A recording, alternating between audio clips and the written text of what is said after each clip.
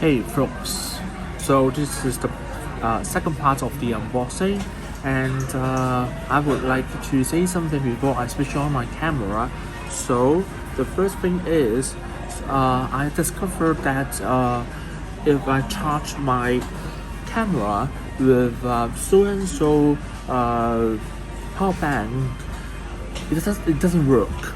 So what I would recommend is that you better pair the camera with stronger power bank. I mean with higher current, especially with PD output, like my Anchor power bank. Okay, and then the second thing is I would highly recommend you guys to have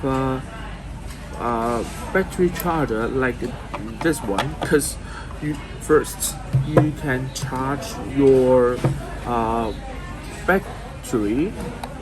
I mean, you can charge two batteries at the same time, and there is a LED light so that you can see the progress.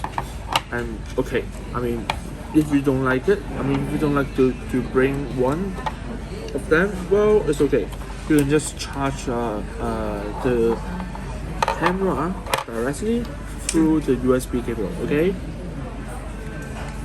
Okay, so the second thing I want to say before I turn on the camera is that this function, the curtain, it is locked closed by default, which means that when you receive the camera, actually this function is not on. So you have to go to the menu and you have to turn the curtain. Turn off the curtain. You have to do this by yourself, and you have to really take care of it. Yeah, because it's quite fragile. So I have two cameras here. One is size 55 2.8. Another one is house size Jenna Bouter, which is very famous. So this time I would just attach my size lens to my A74, which is a good balance because you see, my hand is not very large. Middle size man hand, and it can cover all my fingers. For the record, I used NEX5R, Alpha 6000, Alpha 7R Mark II, and all these cameras I used, they could not cover my fingers. Yeah, and it's like this, and I really don't like it. And there was a time, I think 1 to 2 years ago, I switched to Fujifilm X-T3. That was so good because I could the camera could cover my whole hand, which is awesome. Yeah. So the credits to Sony that they finally listened to us. They finally changed the design, and then so that our hands, our little fingers are covered. So okay, now I turn on the camera, and there are something that I want to tell you guys for my initial 15 minutes of unboxing. First, you have to enter today's date, you have to enter the language stuff, so on and so forth. And the thing I recommend you to do is that when you go to the menu, so you go to the viewfinder part, you can set either high image quality or 120 frames per second. Okay, and then the second part, if you want to preserve more battery, which means that if you want the battery to last longer, you can turn on the airplane mode. And then the playback thing, oh yeah, that's what I want to say. So normally, actually, if you have an SD card which is UHS-2, it is fine for the 4K recording or for continuous shots.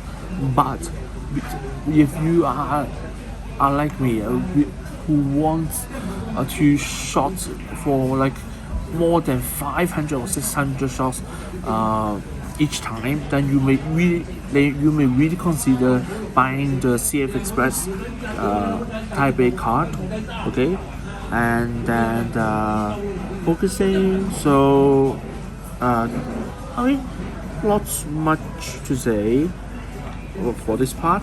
Okay, the second part I want to say is so I will recommend you guys to always turn on the AFC mode, because we all know that Sony is the king of autofocus, and that it is nonsense not to use AFC but AFS or MF. And then for the focus area part, I highly recommend this mode, checking expand spot. What's that mean? That means, for example, if you want to check this lens, and then you move your camera to the left and to the right, and then this thing would be on the spot.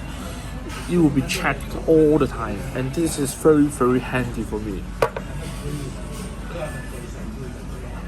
And another thing that I want to mention here is the new creative look. I especially love the FL look, which looks like a little bit like film, but the most important thing is that it differentiates the color science between the old A7 Mark III and this new A7 Mark IV. Sony has done a lot of new things to improve the color science. So in the past, the JPEG, I would rather take raw photos and then do some editing. But I think now the JPEG is tolerable. I can use it. So that it is the end of my second unboxing. Thank you for your patience. See you there next time. Bye.